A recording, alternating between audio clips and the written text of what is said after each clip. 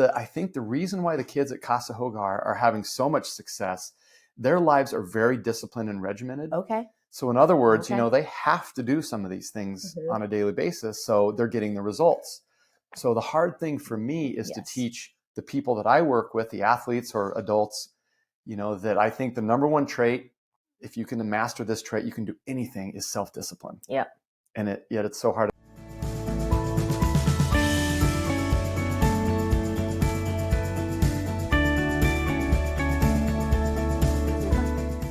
Hi, everybody. Welcome back to Parenting on Purpose. Really excited because, as you can see, there's something different about this podcast today. We have Coach Kevin with us, who is a mental toughness coach for teenager volleyball. But he has something a little extra to share with us. Some 5 keys. What are they called? I call them the 5 vibes. The 5 vibes. It's very appropriate. That's right. That's right. I like that better. So I'm really excited. So without any ado, Kevin, can you introduce yourselves to our audience? Yeah, sure. So my name is Kevin Skeens. I actually just moved to the Florida area about a year and a half ago. I love the weather here. I'm originally from Colorado. Cool. So I talked to my daughter the other day and she said, "Dad, it's 23 degrees here." And I looked and it was 86. So I love Florida. I love meeting new friends, new people. And I'm just really happy to be with you today. That's awesome. And we're super excited to have you. I love getting the perspective of a dad. Mm-hmm. The fact that you're a coach and that you've worked in children and youth athletics for how many years? I've coached for over 30 years. Oh, that's awesome. That's really good. And I like that you also have some geographic diversity, right? Because it's cool having a perspective of kids from all over the place. Yeah. And I know you even have some international stories too. So I think it's just important to understand the psyche of children and how we can help better relate. Oh, absolutely. And I think for the last, I think it's been 20, it's weird to say these numbers now, because as you get older and you hear yourself saying for 23 years, I've been going to this orphanage. I still can't believe it's been that long. Wow. But, I started going to this orphanage 23 years ago when my daughters were very young, and it radically changed my entire life, my coaching philosophy, my life philosophy. And it was all because of these children at the children's home down in Manzanillo, Mexico. Do you know where Manzanillo is? A lot of people don't. So I used to live in the West Coast, but I don't know specifically where Manzanillo is. So Manzanillo is about 3 hours south of Puerto Vallarta. Okay, cool. And it's a port town. So there's a lot of ships that come in, and all the goods that come from China go through Manzanillo before they go to Mexico City. Okay. So that's awesome. There's a lot of sailor activity and that kind of stuff. So along those lines, there's also a lot of prostitution. Okay. So a lot of kids that come from either have no parents or have abusive backgrounds. Wow. And hence the orphanage. Exactly. So I'm gleaning from what you're saying is you were coaching before this, and your children were very young. So what prompted you to start taking trips down to Mexico? And then tell us a little bit about those relationships. It was the first time in my life where I felt like something was calling me to do something. And we were attending a church at that time, and there was just an ad in the bulletin, and it said, if you want to go on a mission trip to this orphanage, sign up. And I didn't want to go because I'm a very nurturing father, and I hated being away from my kids. It's still really hard for me. Wow. And every week it just kind of kept speaking to me, and I kind of felt like, all right, I'm just supposed to go. That's amazing. It completely changed the course of my life. It was an ad in a newspaper? It was in the bulletin at this church. Bulletin at a church. Yeah. That is crazy. Yeah, and it just every week it kept haunting me. I would see the ad and I was like, oh my gosh. It got to the point where I knew I was supposed to go. It's okay. And how old were your kids at this time? My youngest daughter was 3. Oh, wow. And my oldest was 7. Oh, wow. See, what I love about that is I know as a parent, I'm in the throes of it as well. Gabriel is 3 and Shekinah is obviously 15, who you know from volleyball. And I know many parents feel like there's more that they want to accomplish. There's more that they want to do. Yeah. And I think a lot of parents do a really good job of balancing all of that. But I think a lot of younger parents are going through where, maybe they're still trying to find what that is. So if you can talk about that for a second, just that leap of faith or this is what it is. That, I think that's really cool. Maybe some of our audience feels that tug a little bit, but maybe there's a lot of cognitive dissonance there. Yeah, for me, I just believe that we need to take time to quiet our minds almost on a daily basis, because what I found once I started doing that, which I started doing at a pretty young age because I had a business. I started a company when I was 17. So even in my 20s, I was super busy trying to build a business. But I learned at a young age to just kind of quiet my mind. And when I started doing that, I was noticing things like maybe an ad that I probably would have overlooked, That's cool. on other points in my life. So we're just testing your ability to quiet your mind as my golden poodle is like licking his feet. But hey, he's a comfort dog. I can He's tell. Totally a comfort dog. Good vibes. Oh, it's a good boy. I formally did not introduce Charlie, and now he's upset about it. So, world, this is Sir Charles. We call him Charlie. Good boy. That's awesome. So, what does that look like for you when you say quieting your mind? Because I always enjoy that answer is different for a lot of people. Well, for me personally, I mean, there's so many different terms out there. When I teach it to my athletes, I call it centering, which is you just kind of get quiet, you kind of rock back and forth, side to side, and you just kind of land on your center. And then you just kind of stick with your breath. Other terms are obviously meditation. And, this is one of the things that they teach at Casa Hogar. And we can kind of feed this into the philosophy here in just a few minutes. But for me, I call it centering. When I talk to athletes, for myself, it's meditation. And for other people, it's prayer. It's just quieting our mind. And I think now in this day and age, the world is so crazy. I can't imagine what I would be like if I didn't do that on a daily basis. I love that. And for you, is that like a few minutes in the morning or kind of just as needed? Is it like No, I'm a routine guy, because if I don't do my routine, and once again, this formula we'll talk about today, it's habits, right? So I've been calling this into my life, so I'm very excited for this. No, if I personally miss my morning meditation, I don't function like I need to during the day. So I do not miss a day. Okay, that's awesome. Every single morning. And they say you're supposed to do it before you get on your phone or anything, because then your mind kind of goes from one brainwave to another brainwave. And you want to catch your mind in kind of that groggy, just waking up phase. Still, if I'm remembering the vernacular scientifically, it's like still in that dream-like wake state where you're just a little bit more lucid, a little bit more like not solid into this world yet. Right. Yeah, and that's ideal. But, chemically, it does help no matter when you do it. But that's the ideal time to do it. And I think intention's big too. Like if you have the intention to genuinely connect, like I have done morning routines. So I'm so excited to hear that there's a routine attached to the philosophies you have. But even on days where I'm not in that routine, just getting in the mindset of like setting that intention, I feel can trump anything. So just know if, you miss it, and screaming kids, breakfast falling over, it's real life. Yeah. Like we can always make it work. Well, and what I found too, speaking of kids, when I first started my practice, I just noticed that I started reacting to things differently. I was a little bit more calm. Yes. I wasn't so reactive. I was a little bit more active, maybe. That's awesome. So even, just with conflict in the business world and like trying to get kids out the door, I noticed a difference. And you have to stick with it for a while, yes. But I remember after, probably 3 to 4 weeks, I could notice that I was reacting to things differently. That's awesome. Yeah. And I love that you have a heuristic of time, because I think that's important for people. I know we live in a world of immediacy. So if you track your MyFitnessPal for 3 days, you don't see a result, then boom, back to the drive-through or whatever it is. Right. Looking for the next shiny object to, the quick fix. Oh, I have shiny object syndrome so hard. Yeah. One of my business coaches the other day was like, I will give you a book recommendation, but not yet, because you'll read it and it'll knock you off course of what you need to do. So coaches are great. We love coaches. That's awesome. So to set the stage for everybody, this orphanage in Mexico, I love that you gave us the backstory of like how these kids came into the world. They do something I've never heard of there. So before you go into the philosophies and talk about it, now that you have worked with them for several decades, have you ever seen another place do that type of I just have never seen an orphanage teach those type of life skills and philosophies. I think that's amazing. Yeah, well, I mean, the truth of the matter is, you want even more backstory? Of course. Okay, so I was one of those guys where I changed my major 7 times in school, right? And I got to a point, because I started my business, my family was going, and I just needed to finish my degree.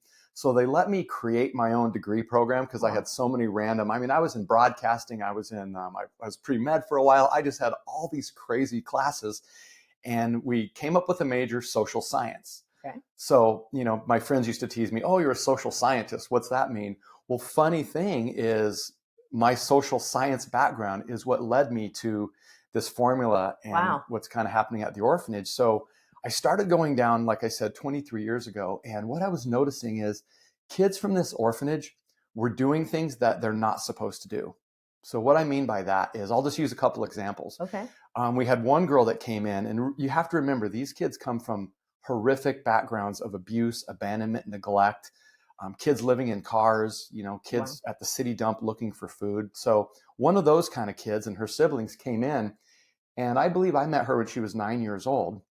She lived in Casa Hogar, and we have a rule there that if you obey the rules, you can stay through high school.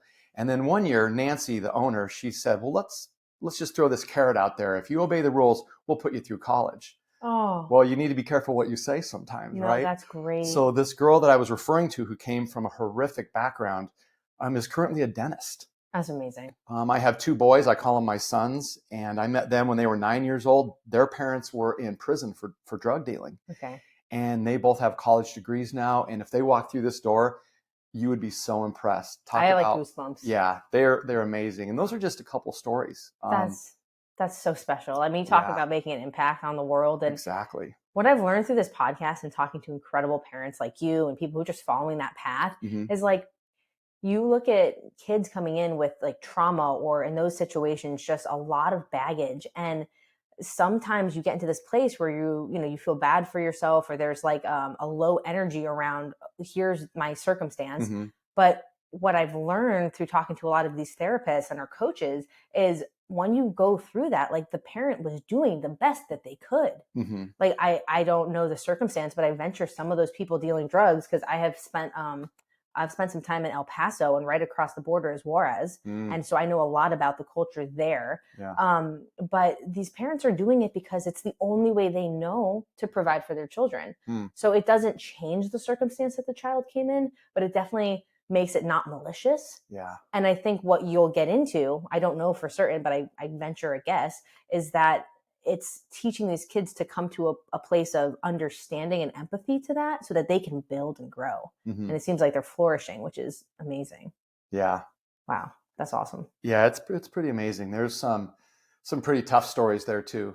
Some of the kids are graduating college, and one girl's actually the girl that made it my nickname. From going down there so often, I even had my own nickname, which was kind of cool. What's your nickname? Well, they called me Champion. Oh, okay. But here's what's funny is one time I was talking to a mom, and she's like, "Oh, you're a champion of kids." And I was like, "No, actually the reason they call me Champion is when we play sports there, whether it's kickball or basketball or volleyball, like I don't care how old you are or what your background is, I'm going to try to beat you in sports." Okay. All right. I like it. So they started calling me Champion. But anyways, the girl that actually made it my nickname got involved in some situations outside of Casa Hogar, and they found her with a bullet in her head on the side of the road, just thrown on the side of the road. No. Her baby was taken from her. And, and that was a kid that I knew. Oh my gosh. So Kevin. Just as many great stories. There's some really sad ones. Wow. So perspective. Yeah. That type of stuff. I don't know, the mom in me, like, it's really hard for me to hear that stuff. Yeah. But it's also very amazing to understand how blessed we are, and our lives are so, incredibly special. Exactly. So that's why, getting back to the social science part, when I decided to start a competitive volleyball club for girls, my goal was to impact their lives on and off the court. Got it. So the first year that I had my organization, I took a group of 16 girls to Casa Hogar. Oh my gosh, that's crazy. And talk about a perspective change, when they were seeing these kids who don't have mom and dads, and seeing how they operated and how they cope. And it was just radically changing lives. So I've taken athletes down to Casa Hogar for the last 10 years. That's amazing. That's amazing. Yeah, it's been very life transformative. We just had a coach on who lives in Nicaragua right now. And she does a cultural immersion where she takes university and college, high school and college kids from UK, Australia. Charlie's screaming himself. And she takes them to different countries around the world to just immerse them and show them the culture, and for them to get the perspective, but also really serve. So I think I see a lot of commonalities in what you guys are doing. Oh, that's crazy. Wow, that's awesome. I'm sure that was really special for those kids. Yeah, it was very eye-opening. And I have some stories with that too, kids coming back. And one girl got in the car at the airport and just burst into tears and apologized to her mom, for what a difficult kid she had been. And I also have, get this, Caitlin, I have 3 girls that have been on the trip that completely changed their major, decided to go in a completely different direction. One of them is a therapist now, who sent me a picture the other day of a puppy. And I was like, "Oh, that's so cute. Tell me about your puppy." She's like, "Coach, it's going to be my service dog." So I get the chills when I tell you that. A girl that went on the trip, became a therapist, now has a little service dog that helps. So. And you just watch these kids transition. And it's really, it's Aristotle. It's nature versus nurture. Like, giving them that perspective really helps to align them with a higher purpose of what they want to do. Yeah. It's interesting. A second ago, you talked about like the massive shift in their awareness. Mm-hmm. So I think you might know this. I'm not sure if you do. So she kind of came into our life in a non-traditional way. Mm-hmm. She's Monroe's second cousin. Okay. That we had the amazing privilege of adopting, and we're so incredibly close with his family. They're probably on watching this. They're amazing support system. Mm-hmm. We love them. But it's a slightly non-traditional route. So she remembers what life was like before. Now, fast forward, you have Gabriel, who was born into this family, like biologically. Mm-hmm. We're obviously older, we're a little more affluent. We've had more time to develop our skills and you know, in the Mm-hmm. working professional world.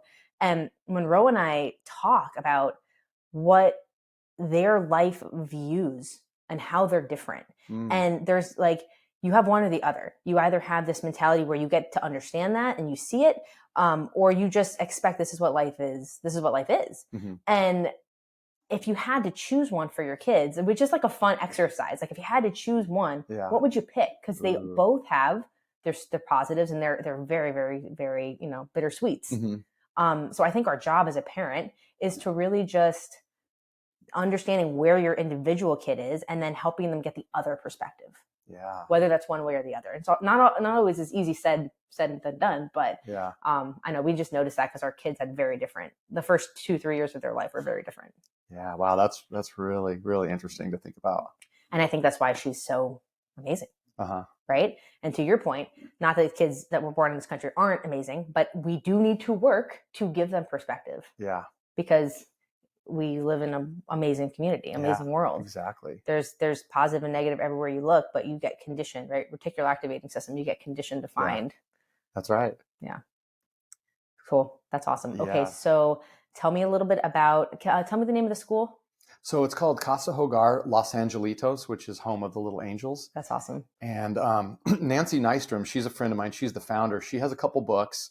And for an American woman to own an orphanage in Mexico, excuse me, that alone is crazy. I bet. And she has some stories in her book of all the doors that open and all the things that had to happen in order for her to own an orphanage. Wow. And there was a time when they wanted to put her in jail. And now we're at a time at the Casa Hogar where the community, there's a bridge now.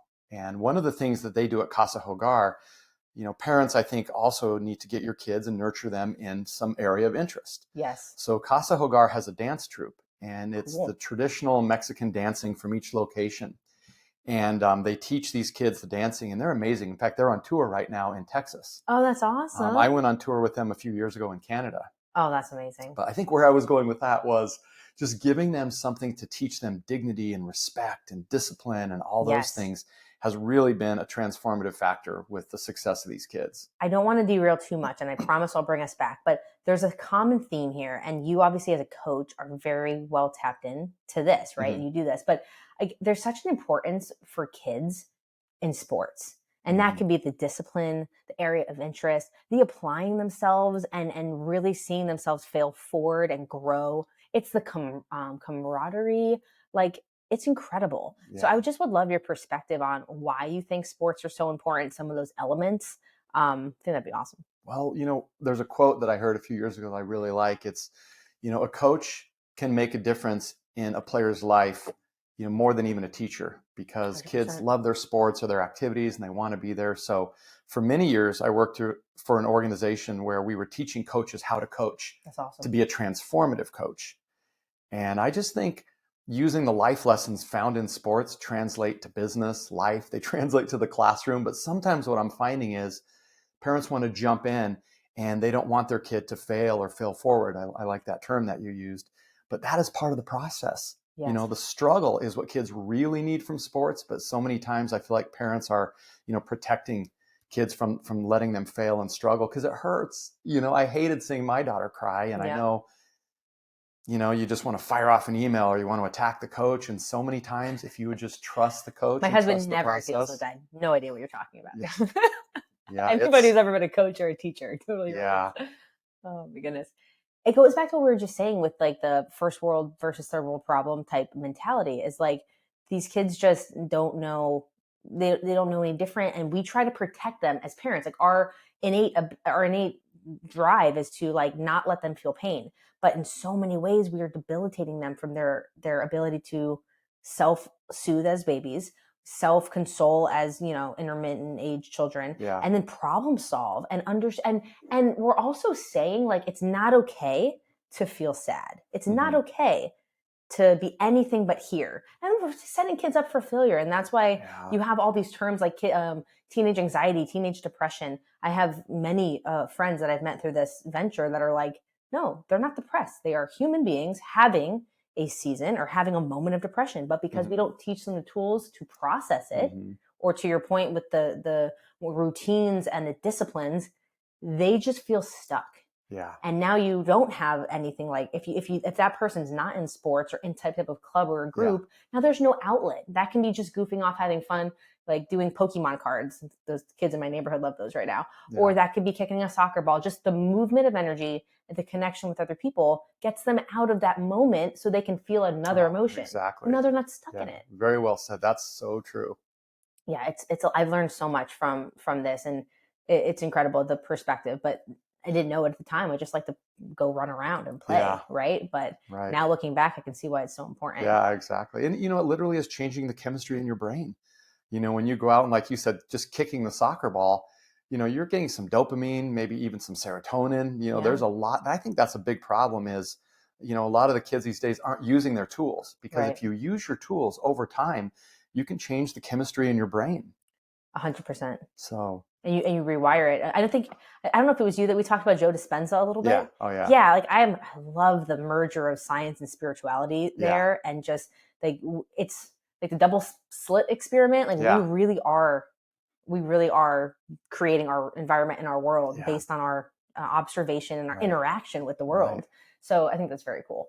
Right. Okay. So we were going through sports and how like sports is important for those reasons. Yeah. I didn't mean to derail us too much from, Casa Hogar.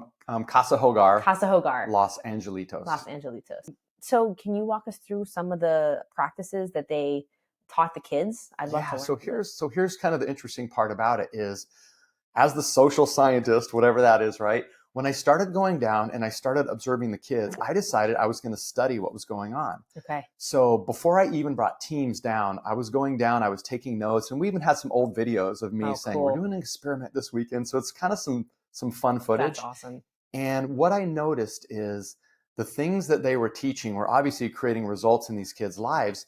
Well, I was able to kind of package them into these 5 areas. Oh, that's amazing. So when I started my competitive volleyball club, the whole filter system for everything that we did was based on these 5 areas. Wow. And what happened with my volleyball club is we were doing things we weren't supposed to do. We started out a very small organization, and people were saying, you can't win being positive. You can't win building kids up and who they are. You can't win that way.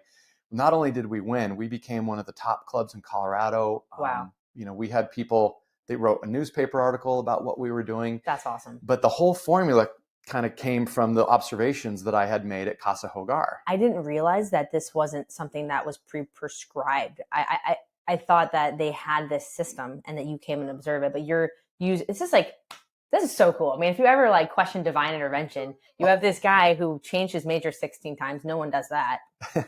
Like, make your life this true decision right now. This is when you're going to know what you want to do. And then you jump around because obviously you're meant to get all these different experiences. Yeah. And then it brings you to this moment where you are now going to this place, and now all of those experiences culminate to give you the framework to put this formula together. Right. And now this formula not only has, transformed lives at the orphanage, at my volleyball club, this is the stuff that I'm teaching now to anyone that will listen, anyone that wants to hear on some ways to have a better life that's also rooted in, neuroscience and positive psychology and actually ancient wisdom. Yes. It's kind of combining everything. And I think the thing that makes it the passion for me is I live it.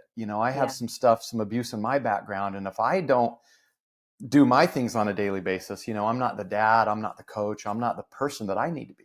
That's the fun part, or the ironic part of like spiritual development. It's like, just because you are the guru, it's like you don't get to evade your own journey.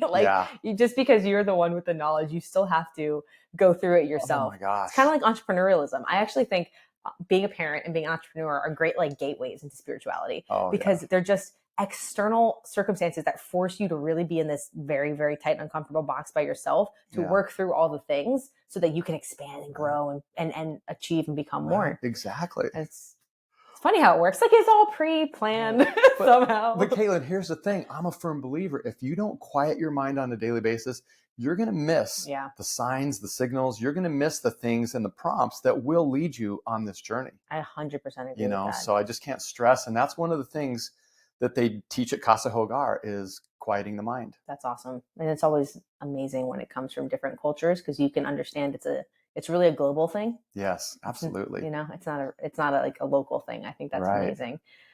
I love that. This is good. So, okay, you want to go back to the formula then, I guess? I kind of want the formula. Okay, so I feel like I have to keep giving all this backstory. So there's a little bit more backstory. We'll just flow. Okay. It's all good. So, in its perfect time. We noticed what they were doing and I tried to make sense of it. So I put it into like 5 little buckets. That's just the way I think. I like to put things into buckets, let's just say. And we noticed, that the kids were benefiting and now that's what we're teaching. So I'd like to kind of share the acronym and a little bit about the formula because it's stuff, that we've all heard. There's nothing new. I don't think there's anything really new out there, but I think for me, it's just sticking with things. Yes. The chop wood, carry water story. Do you know that story? Maybe. There's a book that I love and it's for athletes. They take ancient Zen stories and they put them into an athletic framework. That's awesome. And it's basically the pupil is looking for mastery.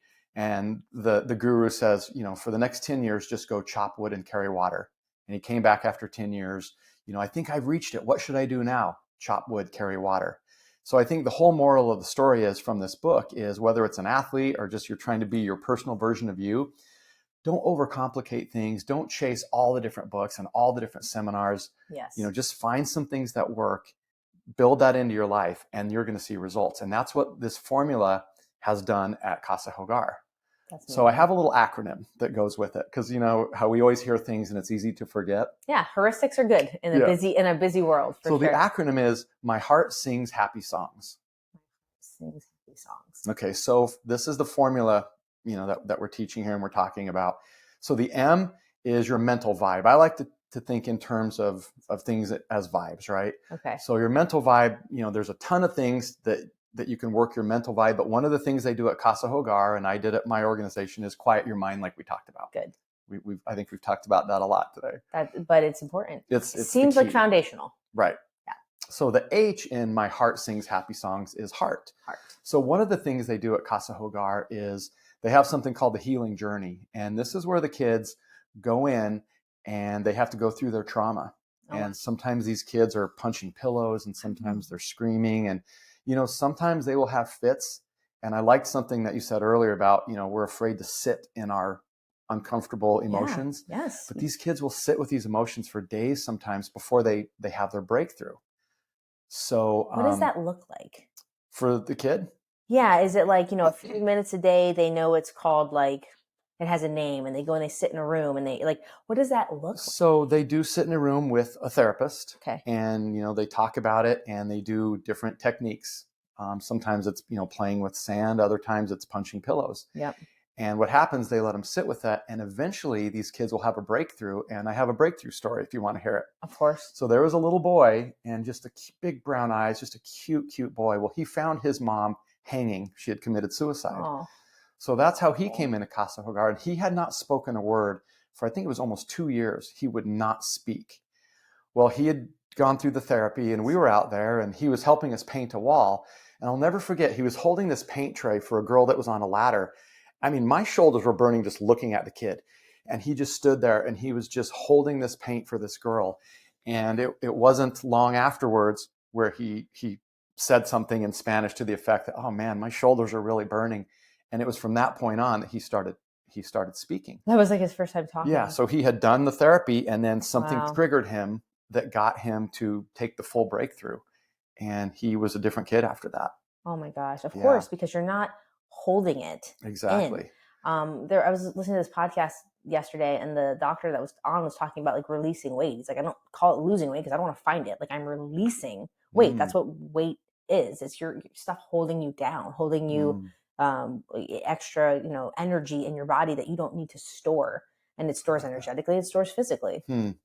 I just thought that was a cool analogy. Like, he's like, I don't want to find it. I just want to release it. Yeah, like, no, that's great. Energy is meant to be felt, right? Emotions Yeah. are meant to be felt and released. Like, we are emotional beings.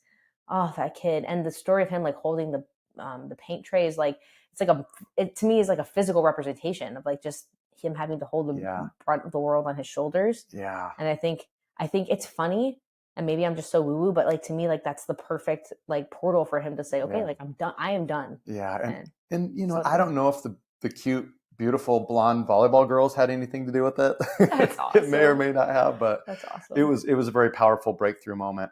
That's awesome. So, you know, so that's kind of the heart vibe. And at the volleyball club, and, you know, I teach some different ways to process the toxic, as I call it. Okay. This year at Wellington Volleyball Academy, you know, every kid was given a journal, and I tell the athletes, it's really important that you journal toxic emotions.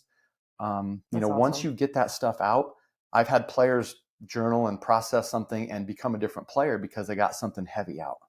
So for you, heart is about, I'm assuming it's like a dualistic type thing where it's like processing and sitting with the things that you need to release and being aware of them and just letting them like sit with them and then actually let them go. But then also I'm assuming it's a little bit of feeling the positive emotions as well. Mm-hmm.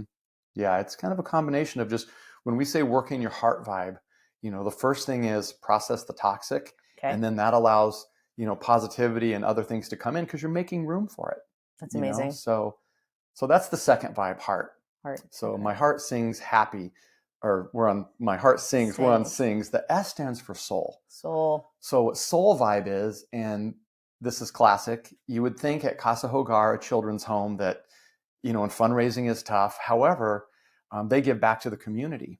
And what I've done with them before is me and my volleyball girls come down, we meet with the kids at Casa Hogar, and we will go out to the migrant farmers. Wow. Now, these are people that don't exist. What I mean by that, they don't have birth certificates. They don't have social security cards. Like, these people don't exist. And get this, Caitlin, they don't even speak Spanish.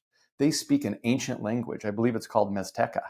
Wow. So we're talking about, you know, some very poor situations and pretty sad, but we'll go out and we'll give them some of the necessities, you know, water, and we'll give them oil and different things for cooking. And the kids from Casa Hogar do this, I think bi-monthly, they go out and do something in the community. So soul vibe is pouring into others. And I tell my athletes, I think this works for all of us, the number one way to get out of your head is to pour into others. Amen. And I had a girl the other day, this is a great story.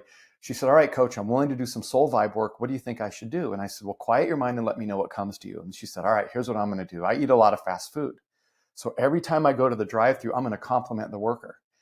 And she started complimenting workers on their tattoos, maybe their eyelashes. That's awesome. And she said, coach, you would not believe, you know, the responses that I've gotten, but how good I feel walking away. That's amazing.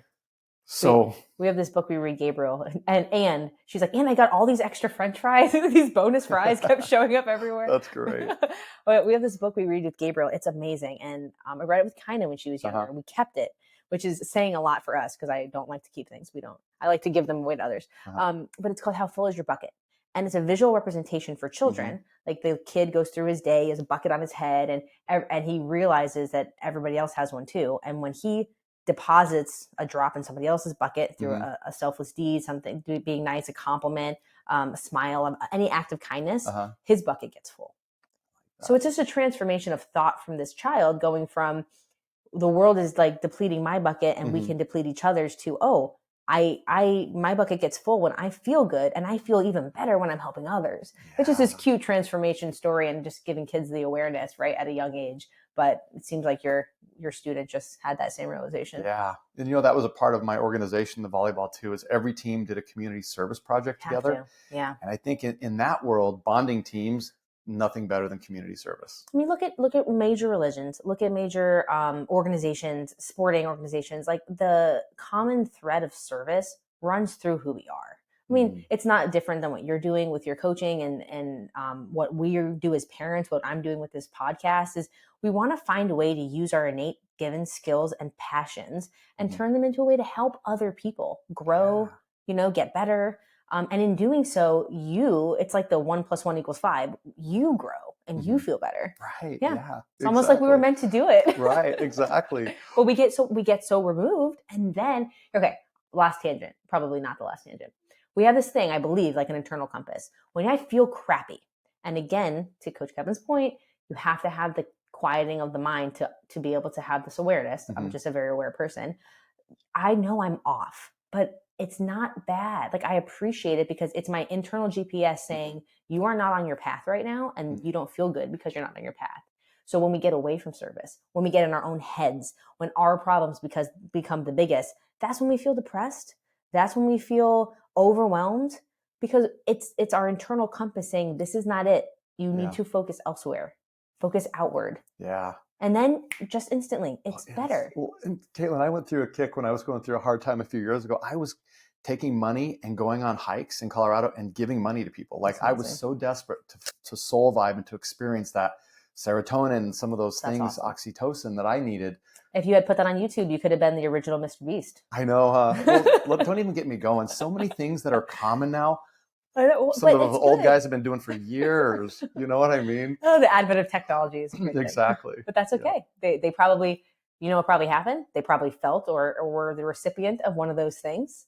And now they've just said, hey, I can do this too. Yeah. And you never know where the ripples of that stone. Yeah, exactly. Right? That's the cool thing. Right, exactly. That's awesome. Yeah. It's a soul. So that's soul vibe, volunteer work, getting out, the world is more than just about you is kind of what we say. So that's soul vibe. The My Heart Sings Happy songs, the H stands for health. Health. Now, one neat thing about Casa Hogar is over the years, we've had volunteers come down and people just want to pour in because they see what's happening there. Yeah. So there were some people that got together and raised money, and there we have a commercial quality kitchen. Oh, cool. So these kids are eating good food. And that's awesome. When I started focusing on not only food and water and recovery with my athletes, I noticed a huge jump in performance. Amazing. And guess what? In my own life, when I started I drink this drink every morning that I invented with all these different green ingredients. Awesome. Completely changed my cholesterol and different things that I was struggling with. Were you always a very fit person, or did you have a journey? Yeah, I've always been very fit, but I just had cholesterol from genetics. Okay. But I was able to do it with this green drink that I drink. That's awesome. And the kids are eating right. So when they go to school, they're thinking better. And we all know this, but if we put intentional effort into, our rest and our hydration, those two things alone are game changers. It's true. And again, I feel like it's worth prefacing, it doesn't all have to happen at once. And I think the reason you go in that order is sometimes you have to have the mental clarity first. Your heart has to be open to it first, right? Absolutely. Like, obviously these can all happen in silos, but when they happen together, it's where the magic happens. Yeah, exactly. Yeah, that's awesome. And there's other aspects of health, and there's several different aspects under these categories. Yeah. But that's a good one for health. When's the book coming out? I know, huh? I have a book coach. Do you want one? No, we'll have to talk. That's awesome. So when you say health, what are some of the other aspects? Just because I think for me it is rest, recovery. And I'm an energy guy, right? Like, I love energy, and I believe that energy is made up of what we think, say, and do. Yes. And that also includes what we're putting into our bodies. Yeah. So I'm a real firm believer in putting, the right foods in, and that's what they're doing at Casa Hogar, and that's awesome. And it's helped them a ton. So it's true. Yeah. But I think recovery and rest, I know as adults, especially parents with kids, it is so hard to get the right rest and recovery. Sure. And I think it's important that we all know this, but we just actually need to do it, is take time for ourselves. I firmly believe you're a better parent, a better coach, a better business professional when you're taking care of yourself. And there's so many things I could unpack here. Like, there is genuinely a set amount of time and how you use it. I heard this the other day on an Alex Hormozi YouTube video about what separates the poor from the rich is literally their use of the most important resource, which is their time. People who become wealthy or people who become wonderful in any facet of life, they just manage their time better. So part of this is understanding where you are at is not bad, but if you desire to grow, just being open, having the mental awareness to say, here are the areas where I could cut some time, and here are the areas where I could put them instead, and they'll go into serving me better and thus serving my family better in the world. But it's having that, no one does it for you, right? Mm-hmm. It's a lonely path because it's meant to be carved by you. Yeah. But I know so many parents are worried about their kids becoming good people, what the impact their kids are going to have. And what I've learned through this podcast and interacting with so many people is if you just focus that energy on yourself, you are that example, and your kids will follow it because it's genuine and it's fun, and they will gravitate toward it because it feels good. Yeah. Well, I think one of the things that I struggled with, tell me if you can relate to this, for the longest time, I was taught in the belief system I was raised in that, that was selfish and that we need to put others ahead of ourselves. And I do believe that we need to have an element of service in our lives. And yes, others need to be honored and respected. But I don't even think we can do a good job with that if we're not taking care of ourselves. Yeah. So it was really hard for me to jump into the whole self-care thing because I felt like I was being selfish, but I worked through it. Interesting point is I think it's been overly feminized self-care. Right. And I say that, and I also have the dissonance within my own body as I say that, because women probably give themselves very little self-care, moms, parents in general. But for a while, I understand that the term self-care it felt very like girly, like, oh, do that. What do you like? And it's interesting because as we come into this time, like I absolutely at the core of my being feel like we are merging all of our, whatever you associate with. We have both feminine and masculine, yin and yang, positive and negative, black and light. We have all of that within us. And it's just the balance of it that creates what we see in the world. Like literally it's the atom and it's the lack of the atom. Like scientifically, religiously, it's the same motif again and again. Yeah. So I think like now that our culture is in a different place, self-care has become mental health. I mean, look at the mental health market in the past 10 years and what's going to be coming from it. Physiologically, psychology, it's going to continue to flourish. Yeah. But no, I think that's the self-care is incredibly important. You asked about, do I feel like it was selfish? I didn't grow up with that mentality, but what I will say is I grew up with parents who were very present. So what that taught me was that because they were present, they didn't have the dissonance within themselves of I'm here, but I really want to be here. I think when you don't do what you're prescribing or recommending or offering as a tool, you may think you're being selfless, but what's happening is you're not really there because you don't, you're exhausted. You're not fed correctly. So you're starving and you're overfed at the same time. You're exhausted and you're not energetically clear. So your protoplasma, your physical bag of mesh may be sitting in a place, but you're not enjoying the moment. And that to me is way more toxic. Yeah. So I think at a young age, I just realized, or maybe I was given the opportunity to realize, you have to do what makes you feel present. Yeah. Guilty on that one. I think everybody is. Yeah, it was really. So I'd like to talk about the last vibe, which is soul vibe. And to me, this is the most incredible one at Casa Hogar. And I think even in the coaching that I do is, it is your skill vibe. Skill. So what's really unique about Casa Hogar is the staff takes the time to find out what interests each kid. Oh, I love that. Now, a majority of the kids are in the dancing, and it's one of the most beautiful things you see. When we go there with the volleyball girls, we're watching them, and you have probably 25 kids that are on the dance troupe, and then you have all the little kids doing all the same moves on the side. Like they're sitting there doing the same dance moves, and they're incredible. That's awesome. We try to do their warm-up. It's a 45-minute warm-up. I have not had a volleyball kid make it through the warm-up yet. Wow. It is so intense, and that's their warm-up. And that's the kid. The kids are doing, the little ones are doing this too. Wow. So let's say a kid's interest is not the dance troupe.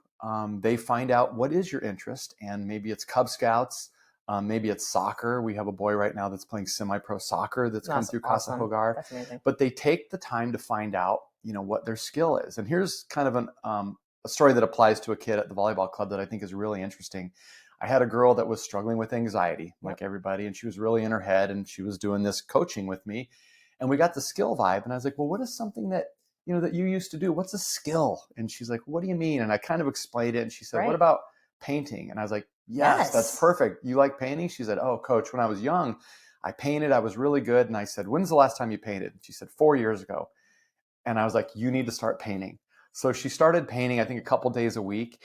And the next time I talked to her, she was like, coach, you would not believe what happened.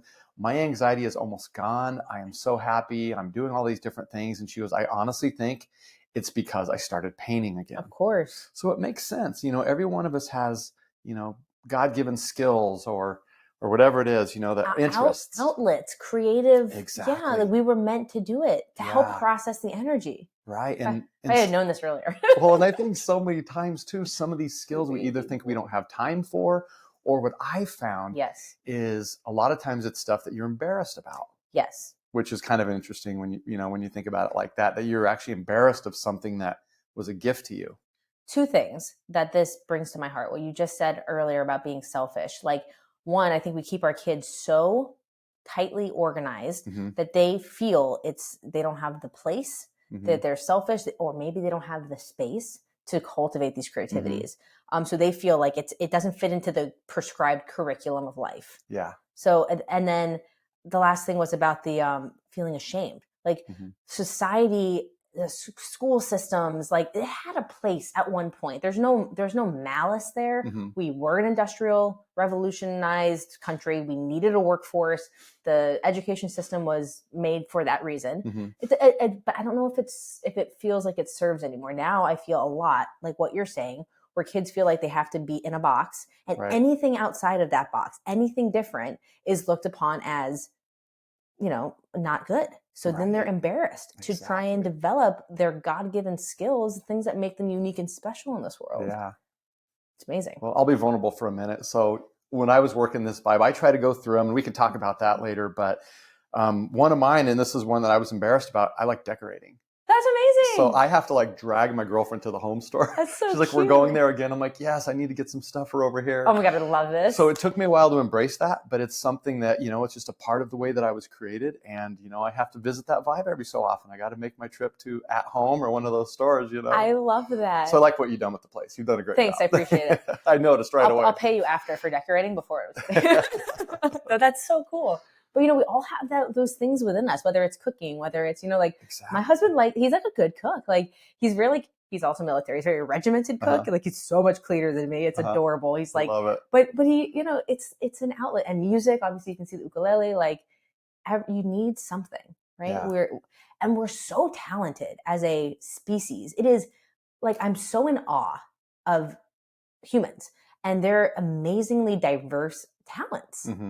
It's so cool. Yeah, it really is. It's so inspiring to me. I think it's amazing. I'm like, wow, I would never even know that you could do those three things together, but that's amazing. Yeah. Okay. So soul vibe. So that's the last vibe. And here's one of the things I also noticed during my social experiment was that I think the reason why the kids at Casa Hogar are having so much success, their lives are very disciplined and regimented. Okay. So in other words, they have to do some of these things on a daily basis. So they're getting the results. So the hard thing for me is to teach the people that I work with, the athletes or adults, that I think the number one trait, if you can master this trait, you can do anything, is self-discipline. Yeah. And yet it's so hard. And like what you said earlier, time management fits right into there, that self-discipline, time management, those are the keys, I think. That's amazing. I was having a conversation with somebody the other day. It was on one of these podcasts, and it was about creating a routine, but not through coercion, through modeling, and through offering. So setting a she almost made it sound very sacred, setting a feminine space, setting a sacred space that kids know, or the teenagers know, even your spouses know, we'll talk about this at this point in time. And it just gives a forum for that touch point. But what I'm gleaning from what you're saying is I would like to continue to extrapolate that with some more routine things, with the mental time. Like Gabriel and Shekinah and I, we always sit in the mornings and we set intentions for the day. But just modeling that, or they'll walk in on me meditating. So just seeing them do it, it's not weird. And then eventually they get to the age, Shekinah was very young. She's like, I want to do this with you. Nice. Right. So I think that is what I called in this, things happen to you for a reason. If you found this and you're still here, there's a reason you are here for this message. And you probably have gifts that are waiting to be shown to the world that are just waiting to come out when you have that mental clarity. So part of something I put out in the universe recently is to have that routine come back into my life. And then, a few days later, you're here. Yeah. So this is really good reminder, right? Yeah. And again, that's what Joe Dispenza says, and the whole quantum physics theory is like, we are interacting with this world. You can call it law of attraction, whatever you want to call it, reticular activation system. When you put something out there, it'll find its way back to you. Yeah. Pretty trippy. Yeah. And it's to the point now when I coach a team, and I think this goes for life and kids too. What kind of team do you want to create? Because I believe we can create any kind of team you want. Amazing. If we can get everyone on the same page and everyone's intentional, we can create a life that we want. We can create a team that we want. It is possible. I'd love to talk about that for a moment, because I think vision is incredibly important in anything, in decorating, in a team environment, in your own goals. Having a vision of where you want to go. And I think a lot of people do not have a set vision. So can you talk about that in the context of sports? Like, how do you help?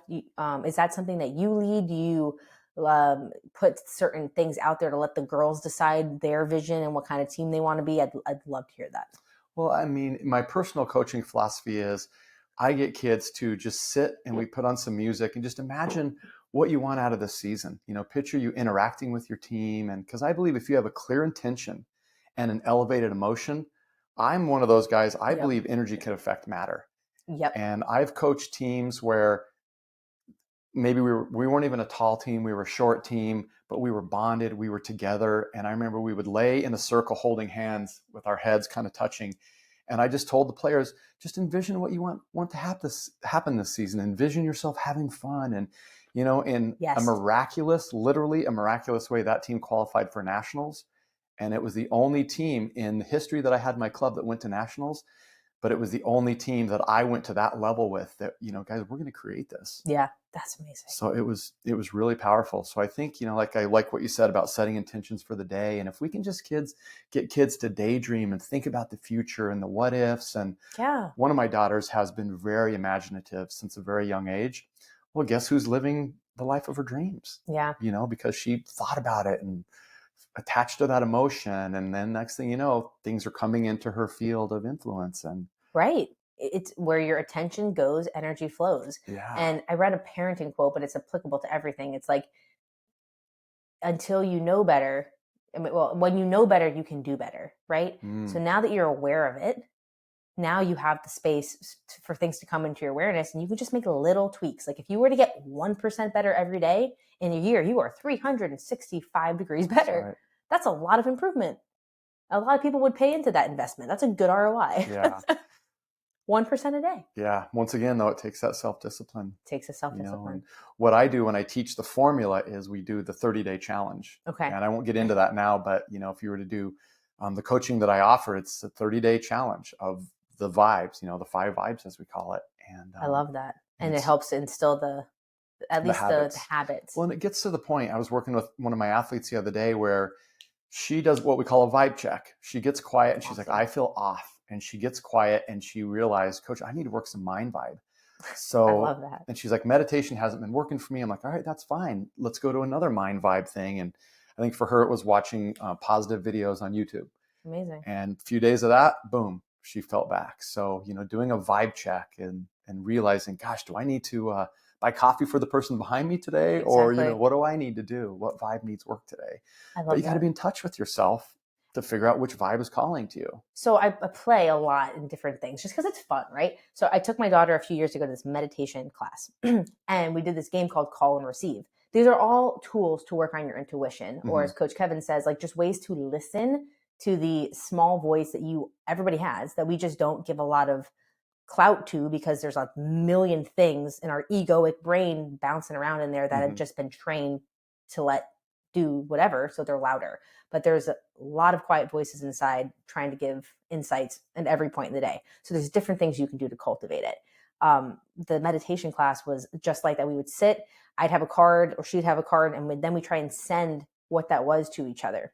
It's called send and receive. So let's say I had like a yellow triangle, okay, or a number, right?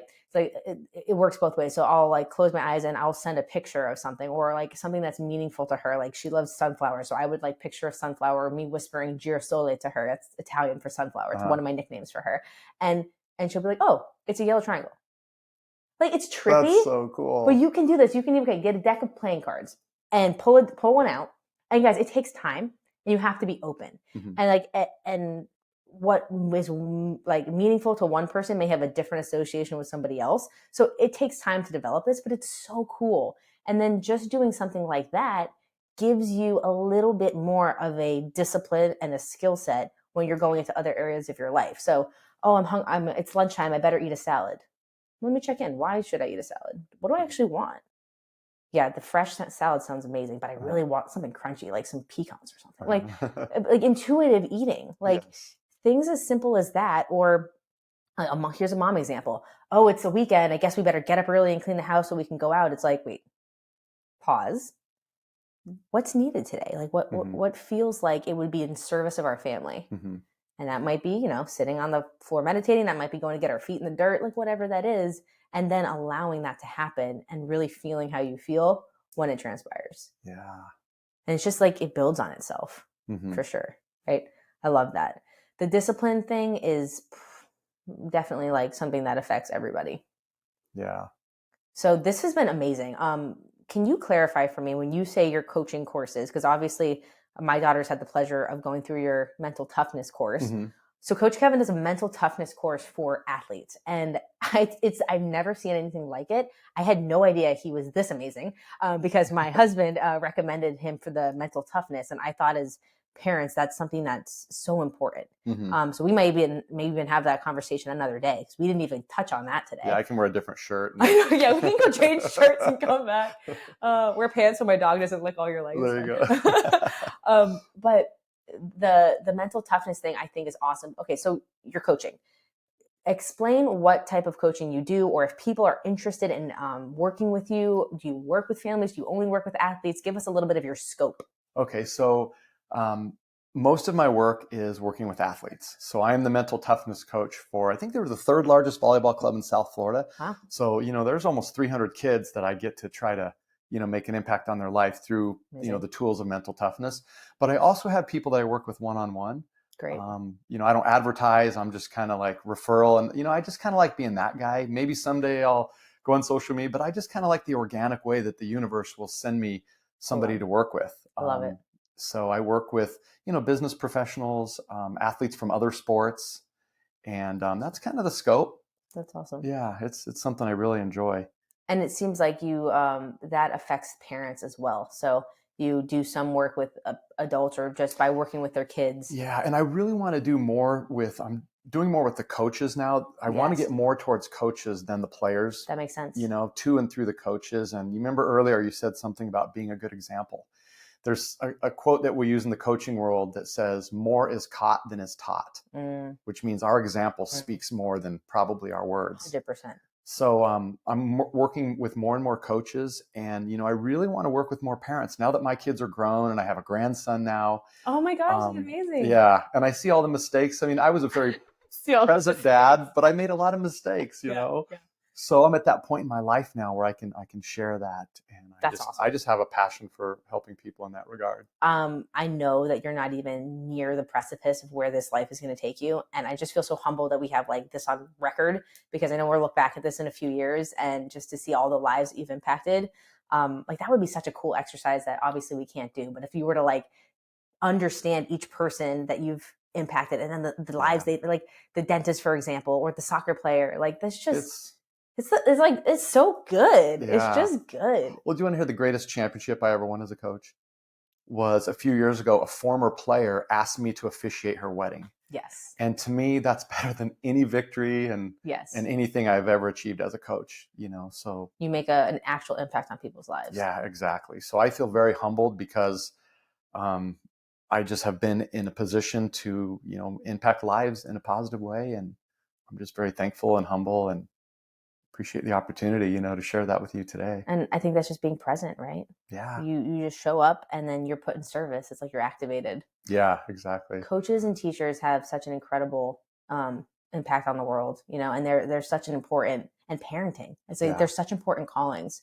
I'll never forget this. I was in a very small town on the Amalfi Coast of Italy called Vica Equense. My husband was on the phone calling his dad. I was literally like mid gelato, like going to lick a ice cream cone. And somebody comes up to me and they're like, "Oh, you're Rhonda." I'm not gonna say mom. You're my mom's name, daughter. And I'm like, yes. It was like in Italy. And she's like, oh my gosh, your mom taught me in 3rd grade. And I was like, Whoa. what? Like, how do you even know what I look like? And it was just one of those moments that was like, you never realize the impact you have on people. Yeah. But when you're present and you are in flow and enjoying what you do because you take the time to fill your own bucket, like you really can show up in the world in an incredible way. Yeah. Right. Like that was such a reminder for me of like, wow, like it's impactful. Yeah, no, definitely. Yeah, that's so awesome. So Coach Kevin, where can people find you and interact with you? So my personal website is letsshatterexpectations.com. And I just have to add with that, shatter expectations. Some people ask, well, why is that the name? And I'd like to explain that really quick. Number one, the coaching that we do, the shatter expectations, meaning goals, achieving goals, that's for sure. But it can also help you to shatter the expectations that society puts on us, yes, social media. And that's the work I love doing, is over here, seeing these kids shatter the expectations and seeing them achieve. So it's letsshatterexpectations.com. What a great name.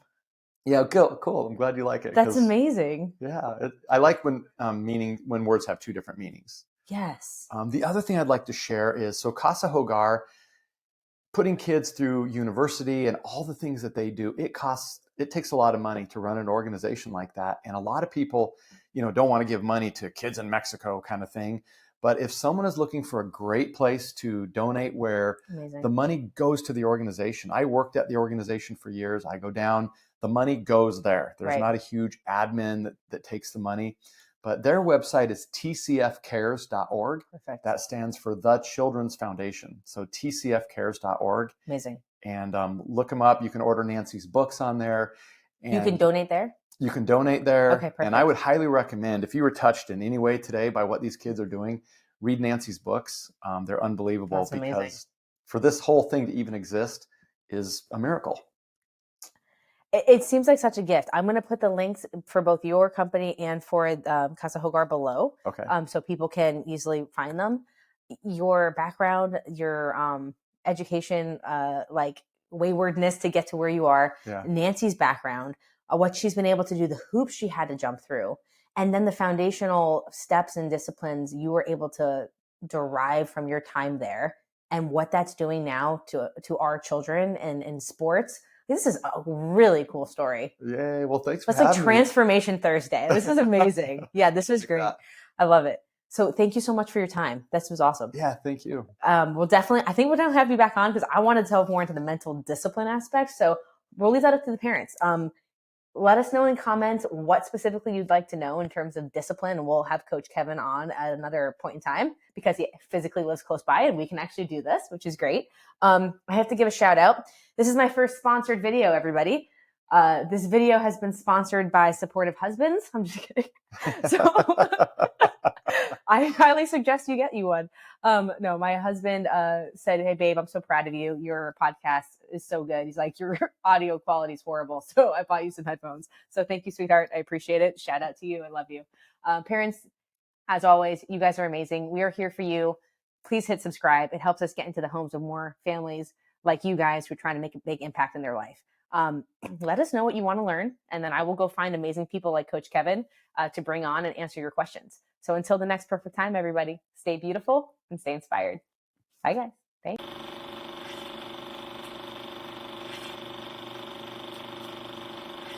Oh my gosh, but seriously, and then he was licking Coach's leg, and his leg was moving. It was just amazing. You can't and we got it on video, I think, so that's awesome. That's too funny. So good. One vibe, yep, soul vibe. Do you need your mic? Yes. Oh my gosh, Coach. You're fuzzy. Oh man, this is so cute.